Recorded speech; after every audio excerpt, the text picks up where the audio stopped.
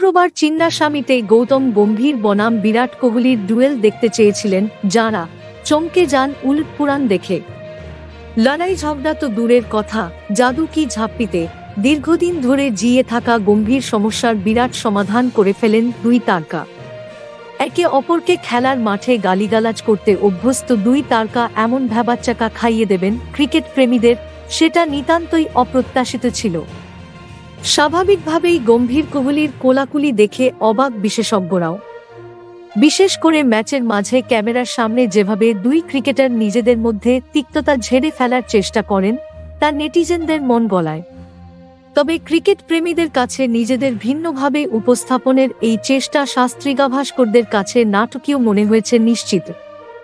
তাই ধারাভাষ্য দিতে বসে শাস্ত্রী মন্তব্য করেন যে এখনই ফেয়ার প্লে ট্রফি দিয়ে দেওয়া হোক কেকেআরকে। গাভাস্কর আরও একটু এগিয়ে নিতান্ত মজার ছলে গম্ভীর কোহলিকে অস্কার দেওয়ার দাবি তোলেন। এক্ষেত্রে সানিদের ইঙ্গিতটা পরিষ্কার, কতটা আন্তরিক ছিল গম্ভীর কোহলির সৌজন্য বিনিময় সেটা বলা মুশকিল। তবে পরিবেশ পরিস্থিতিটাকে যথাযথ ব্যবহার করে নিজেদের ভাবমূর্তি বদলানোর চেষ্টায় কসুর করেননি গম্ভীররা। অর্থাৎ ঝোঁক বুঝে কোপ মারেন গম্ভীররা।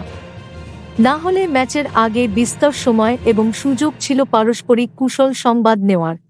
পরিবর্তে দুই তারকা স্ট্র্যাটেজিক টাইমআউটে মাঠের মাঝে শলককে দেখানোর চেষ্টা করেন যে কোথায় তিক্ততা, আমরা তো ভাই ভাই।